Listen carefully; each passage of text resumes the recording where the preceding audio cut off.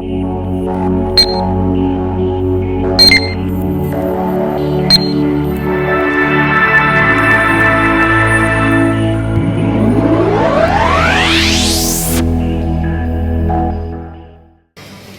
que hay números bonitos, pero el 705 va a ser muy bello. Teresa Viejo, muy buenas tardes. 705. 705 invitados en la caja de música. Hemos tenido invitados muy ilustres, pero cuando recibimos o cuando abrimos cajas de música con un sonido semejante al de que el tiempo nos encuentre, sé y soy muy consciente que va a merecer la pena. Vas a hacer llorar. Sí, estoy muy emotiva, ¿eh? Muchas gracias. Pues vamos a encontrar los sonidos ya no solo tuyos, porque hay muchos sonidos tuyos dentro de esta novela, sino los sonidos de cómo se encontró, que puede ser tan igual de bello que el propio resultado de la historia. Hay una pregunta que se ha hecho 705 veces anteriormente, y es que nos habéis transmitido muchas veces los que os sentáis del otro lado de la cámara, que a veces los que estamos detrás y compartimos profesión, solemos caer en el error de preguntaros casi siempre lo mismo. Teresa, ¿qué te gustaría que hoy no nos olvidáramos de preguntarte, como primer sonido de tu caja de música, no nos olvidáramos de preguntarte sobre este proyecto, este maravilloso libro que es El tiempo nos encuentre? Pues me gustaría que me preguntarais cuál es el último pensamiento del día y el primero de la mañana. Adelante. Porque nos describe muy bien a los seres humanos. El último del día suelen ser mis padres.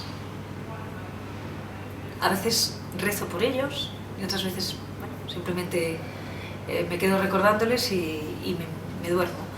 Y de un tiempo a esta parte me despierto muy sobresaltada en un lugar que no controlo y que me cuesta reconocer. O sea, me despierto pensando ¿dónde estoy? ¿Es mi cuarto? ¿No es mi cuarto? Y eso me da la sensación de que me induce a pensar que estoy en un proceso de renovación, ¿no? Bueno, es extraño. La siguiente pregunta es muy sencilla, se contesta con un sí o con un no. Después de tener esta gran criatura entre las manos, Teresa, ¿eres feliz? Satisfecha. ¿Estás donde quieres estar? Estoy donde quiero estar, pero quiero enraizar un poco mejor. Abramos las tapas, abramos las primeras páginas. Nosotros conocemos o hemos seguido la trayectoria narrativa de Teresa Viejo, y este libro nos causa pequeñas diferencias que quiero que tú nos cuentes. Para ti, ¿cuál ha sido la mayor evolución, narrativamente hablando, que tú misma has encontrado a la hora de crear esta estructura, este libro? Hombre, es que si el proceso de perfeccionamiento de un narrador se pudiera visualizar como la subida de una escalera, tengo la sensación de que me he comido de un tirón como 4 o 5 peldaños. Porque en principio he entendido algo que yo no entendía en el primero, que era lo que tú lo has dicho, lo que es la arquitectura de una novela. Uno en principio piensa que narrar es ponerse frente al ordenador y en una verborrea incontenible dejar que fluye y fluye y fluye y una situación y otro personaje como una suma y sigue. Y eso no es así. Eso no es así. Esto lo he entendido ahora y antes no lo sabía. Ahora he entendido lo que es tener un todo, algo sólido. Cómo los personajes hacen las cosas que hacen, se interrelacionan unos con otros en función de algo que tiene que empezar y terminar, y cuando termina es redondo. No sé explicar por qué, pero es así. Quiero retomar esa respuesta y convertirla en pregunta. ¿Visualizas y escribes o escribes y luego visualizas? Visualizo el tiempo que escribo. No esperaba menos. En esta misma línea, la historia, sin hacer mucho spoiler de ella, contiene mucha carga emocional, y luego hablaremos de una parte que nos ha llamado mucho la atención, que tiene una gran parte descriptiva de los pequeños detalles que dan a la novela un calor especial, ya no solo ese calor de México, ¿no?, pero que dan un calor especial a la hora de la descripción. Pero sabemos que esta historia llega a ti de una manera muy especial, casi por casualidad, y sabemos que hay una pequeña cuenta pendiente con el libro. Sí. Quería que nos lo contaras. Yo cada vez, mira que me cuesta, porque soy bastante racional, pero cada vez tengo que confiar más en el destino, cada vez tengo que pensar que somos producto de algo azaroso que nos lleva por un camino y que da la vuelta a nuestras vidas, porque con la primera novela yo descubro un lugar de fascina y a partir de ahí todo es un río que lleva a donde lleva. Y con la segunda, durante la promoción de la primera, llegan a mis manos, como un pequeño obsequio, unas fotografías, realmente eran postales, que reproducían unos carteles de cine antiguo y me cuentan que pertenecen a películas dirigidas por alguien que había nacido, me las dieron en una librería de Ciudad Real, alguien que había nacido en un pueblo cercano. Me cuentan su nombre, Miguel Moraita, me dicen que vive, que se exilió a México en el año 41, que tiene 103 años y que ha suscrito, no sé, como 70, 80 películas, en calidad de director, guionista, director 70, no sé, 100 y pico como guionista, no sé cuántas como productor. Y comprendo porque, bueno, me acerco un poco a su figura, que no se le ha rendido el homenaje que merece, que no se le recuerda en este país, que hay un ostracismo injusto con su figura, pero no solo con la suya, sino con la de otros hombres y mujeres que se marchan en aquellos años, que contribuyen a forjar lo que se conoce como la edad de oro del cine mexicano, que se convirtieron en estrellas, que recogieron todos los premios del mundo, que fueron ricos, famosos, guapos. Y aquí no sabemos nada. Entonces, como siempre, me vuelvo a encontrar con un olvido de una crueldad manifiesta que soterra todo y que, como siempre, nos pensamos que somos los únicos que hemos hecho cosas, pues ahí estamos, pensando que no hay antepasados gloriosos que abrieron muchas puertas, y por eso decido contar esta historia. ¿Su protagonista la llegó a conocer? Aurora no, porque Aurora es una invención mía. Tampoco conocí, es decir, uno de mis personajes, que es Miguel Moraita, que es un personaje real, a quien yo dedico la novela, no me recibió. Yo me marché a México, acudí a su casa, hablé con él a través de un biombo, porque me abrió la puerta. Es que tengo esa imagen como la tengo grabada, no se me va a olvidar nunca. Subí los 3 pisos, me abrió la puerta la persona que lo estaba cuidando y había un biombo de madera, el suelo estaba lleno de revistas, de carteles, de libros antiguos, y yo hablaba. Y le decía, don Miguel, recuerdo que lloraba como una magdalena, unos lagrimones. Don Miguel, vengo de España, quiero hablar con usted. Váyase, me gritaba. No conozco a nadie, no quiero a nadie de España. Y yo decía, por favor, solo recíbame, solo hable conmigo. Yo solo quiero... En España le recuerdan, decía, mentira, mentira, váyase. Eso se repitió durante varios días, una semana. Y pues fue desolador, porque dices también, qué loca, ¿qué haces tú cogiéndote una maleta, viniendo a México, queriendo encontrarte con este señor del que no sabes muy bien qué deseas, contar su historia, hacer un documental, promover un homenaje? ¿Qué? Y al final dije, ¿cómo que qué, Teresa? Es que todo te lleva en esta vida a lo mismo, escribe una novela. Hablando de novelas, hay una pregunta dentro de la caja de música que también ha estado presente 705 veces, y es la pregunta Miguel de Unamuno. Y dirás, ¿qué tiene que ver con todo esto? Miguel de Unamuno escribió una novela maravillosa donde los personajes o el personaje visitaba al autor. ¿Te imaginas que por aquella puerta entrarán todos los personajes de ficción realidad? Los tuvieras aquí sentados, pudieras verlos, pudieras sentirlos, pudieras mirarlos, según tal tú los has descrito. Teresa, ¿qué crees que te dirían después de terminar esto? Alguno me pediría cuentas, o lo que ha llorado. Ya, pero hombre, ¿dónde me has metido? Pues, en general, creo que todos aplaudirían la creación, ¿no? Porque les he hecho vivir en el filo, ¿no? de las emociones, y les he hecho dar quiebros mortales que son formidables, ¿no? Les he hecho fuertes, creo. Y he permitido que en 500 páginas fueran varias veces ellos mismos, o sea, se reinventaran, crecieran, fueran más maduros, más dúctiles.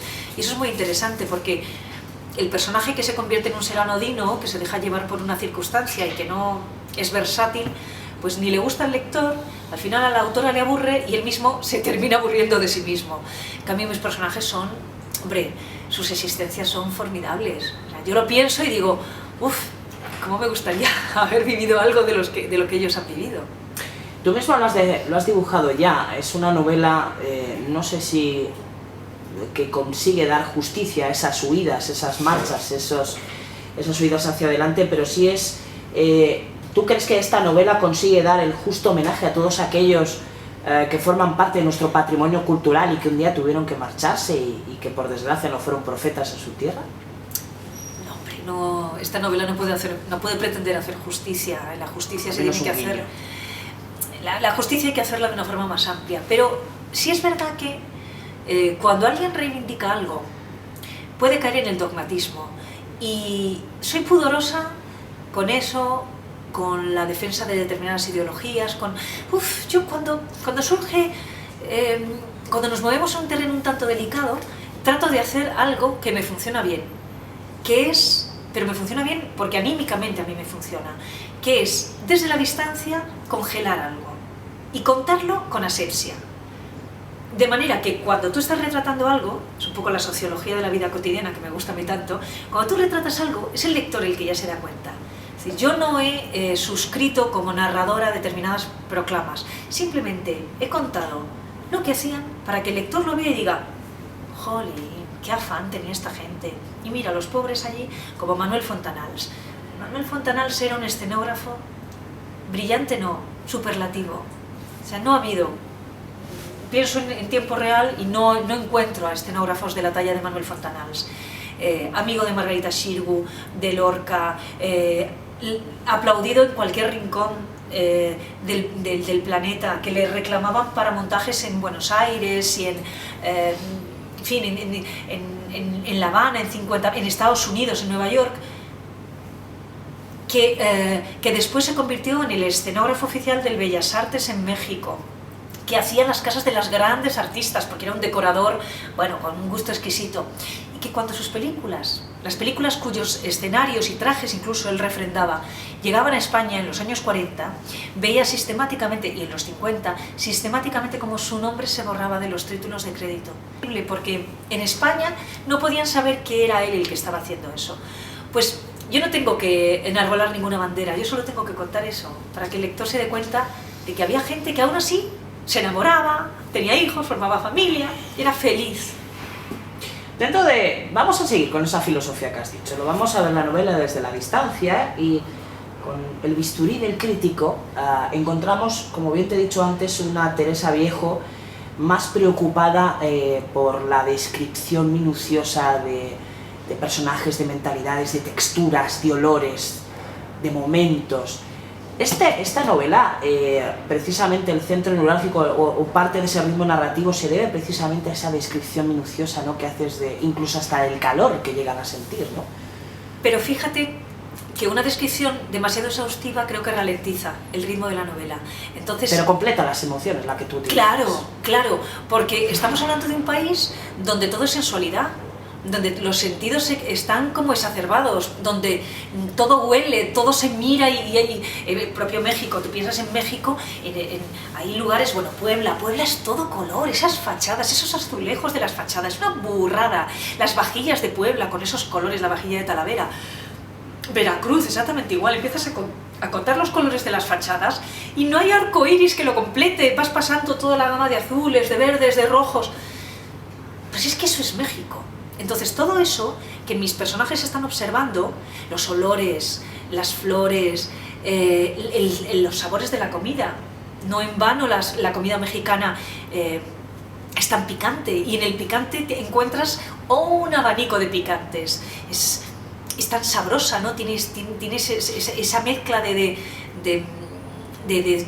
sabores tan abrumadora. Entonces eso se lo tengo que trasladar al lector, y la única manera de trasladarla es con una descripción de una sociedad que se aleja mucho de la nuestra, y en donde a mí me preocupan los detalles pequeños, pero ahí no es la autora, ahí es la niña. Y me explico.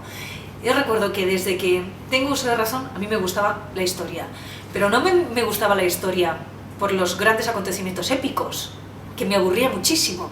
Yo recuerdo que cada vez que me tocaba estudiar, incluso en el propio latín, la propia disciplina de latín, lo que yo quería era que me contaran cómo comían, cómo se vestían, cómo eran las casas. Me fascina, o sea, creo que conozco un tiempo histórico por los detalles cotidianos, y eso es lo que yo quería hacer.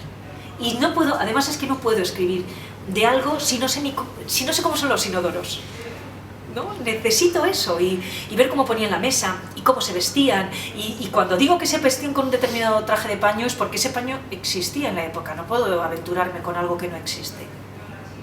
Aurora. Aurora, ese punto de ficción, o realidad, no sé. ¿Qué tiene de ti? ¿Qué te gustaría tener de ella? Pues tiene de mí la capacidad de guardar secretos. Ella es una mujer compleja, con muchos dobleces y una intensa vida interior. Yo creo que he sido una niña parecida a ella en el sentido de guardar cosas y de macerar, ¿no? Y de reflexionar y de observar todo con cierta distancia. Tiene de mí eso. Quizá cierta visión, no quiero decir trágica de la vida, pero no es nada frívola. Y entre optimista y pesimista, creo que tiene un realismo a veces un tanto pesimista, ¿no? En fin, no es una mujer, no es una cría divertida, contagiosa, no. Y eso lo tiene de mí. El resto yo creo que es más valiente que yo, ella es muy valiente. Sí. Pero esa Aurora, digamos que tiene una cara B, que es una cara, mejor dicho, que es Vera Bellier, si no estoy bien. Bellier, sí. ¿Cuáles son los matices que diferencian al protagonista o a la protagonista de su personaje? Porque no deja de ser un personaje. Es que eso es lo más formidable de todo. Es que ella nunca está cómoda con el disfraz de Vera Bellier. Es que Vera no es ella, es lo que los otros hacen de ella. Y no tiene una vocación artística, no. Ella es buena, pero es muy buena porque tiene una vida interior riquísima. Pero ese personaje, esa mujer sofisticada, no es ella. Es así. En esa misma línea, ¿cuál consideras que es el mejor defecto y la peor virtud? El mejor defecto. Aurora se entrega en demasía, desde el punto de vista emocional, y tiende a crear cierta dependencia. La establece con Pablo, o sea, tiene una dependencia emocional enorme. Entonces le cuesta marcar límites y le cuesta le cuesta diagnosticar que algo no funciona bien. Nosotros en la caja de música hay una frase que apareció en Twitter hace mucho tiempo, que era: la cultura no es un lujo, sino una necesidad para la expresión del sentimiento humano que hicimos como propia. Pero, si me dejas, a partir de hoy vamos a hacer una tuya nuestra. A ver. Más o menos llegas a decir que únicamente a veces, y solo a veces, para los elegidos la realidad es mucho mejor que los guiones. Sí, la vida es el mejor de los guiones, sí. Sí. ¿Este libro crees que su realidad puede superar a la propia ficción? No, porque es una perversa ficción. Exacto. Es un gran juego del destino. Ahora bien, que esto que sale de la cabecita de la autora se puede cumplir sin la menor duda. Es que ¿por qué no? Yo estoy convencida que hay personajes con grandísimas historias de amor o de desamor que darían para más de una novela, sin duda. Respecto al ritmo narrativo, una vez degustada la novela de principio a fin, me surge una duda. ¿Están todos los que son o son todos los que están? Me refiero a capítulos. No, te voy a contar. Están todos los que tienen que estar, pero en un principio había más. Y no solo capítulos, o sea, lo que había era más personajes, más tramas y otros escenarios. Esta novela es fruto de un tijeretazo, vamos, ni los recortes del gobierno, lo mío fue meter tijera y cortar. Y eso, que cuesta mucho hacerlo, creo que es un proceso de madurez como autora. Me siento bastante orgullosa, ¿eh? Proceso selectivo, completamente de acuerdo. Respecto a la construcción de personajes, como en el teatro, como en el cine, como en la televisión, los que encarnan precisamente esos personajes siempre hacen una construcción de background, una construcción de recuerdos, de momentos. Como autora, si imagínate que tuviéramos aquí a Aurora, como hemos hecho antes la pregunta de Miguel de Unamuno sentada, y a Aurora le dijéramos hoy: mira, todos tus recuerdos se van a borrar menos uno. ¿Qué crees? ¿Qué recuerdo crees que guardaría Aurora?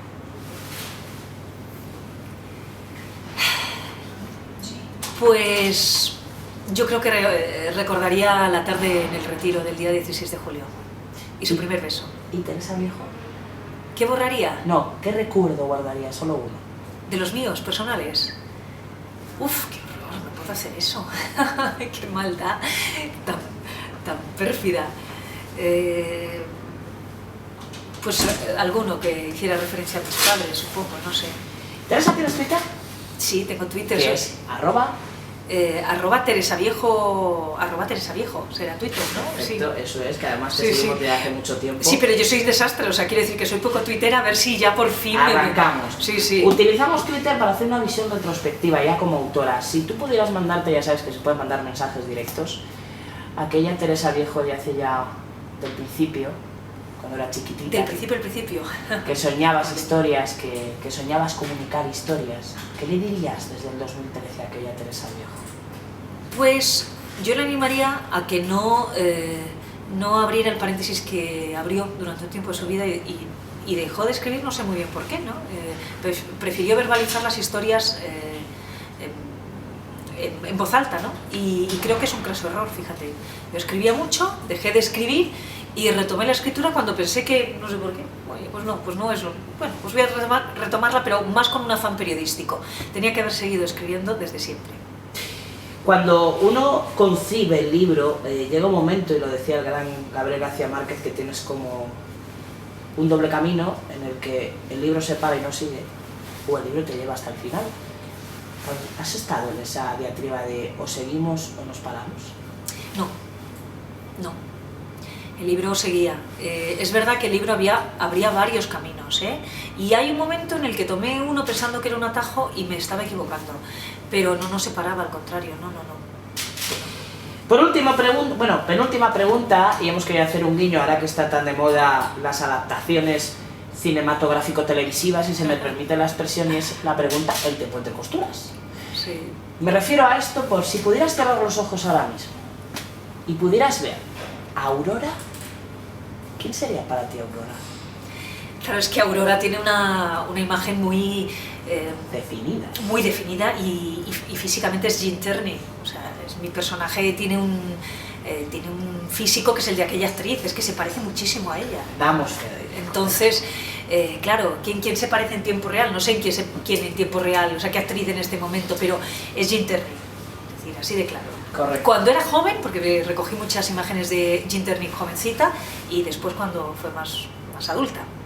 Penúltima pregunta, Teresa, si pusiéramos una caja de música vacía delante de ti y la llenáramos de la esencia de este maravilloso que el tiempo nos encuentre, ¿qué llenaríamos? ¿De qué la llenaríamos? ¿De qué textura, de qué olor, de qué objeto, de qué melodía? ¿De qué llenaríamos esa caja de música vacía de esta esencia del libro?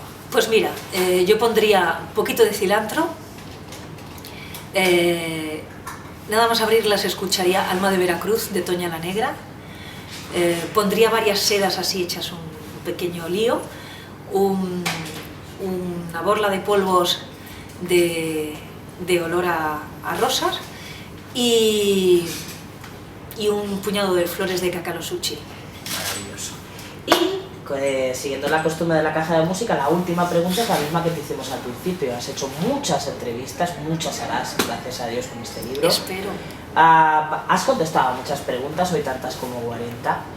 Pero Teresa, nos hemos olvidado algo que te hubiera gustado que te hubiéramos preguntado para terminar de perfilar esta maravillosa creación, esta maravillosa Aurora y esta obra de Teresa Viejo. ¿Qué te gustaría que pusiéramos como epílogo?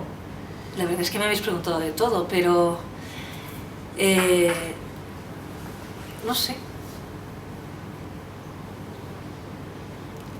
Creo que me habéis preguntado de todo. Pues si la hay, la retomamos con el siguiente libro. ¿Te parece? Venga. Simplemente dejarte como epílogo que el tiempo nos ha llevado a encontrarte, a descubrirte, a disfrutarte, que el público sepa apreciar y admirar a Aurora y todas las historias que hay aquí metidas, que sigas disfrutando, soñando y creando historias de ficción realidad o de realidad ficción, haz lo que quieras, porque libros que se disfrutan desde la página 1 hasta el final y que nos dejan frases, emociones y sensaciones, merece la pena sentarse una tarde de jueves, como empezó este libro, y acabar un viernes por la tarde. Así Gracias. que bienvenida a la gran Que lloro. Bienvenida a la gran familia de la Caja de Música y nos vemos. Gracias. Muy amable. Hijo, me haces llorar, no me hagas...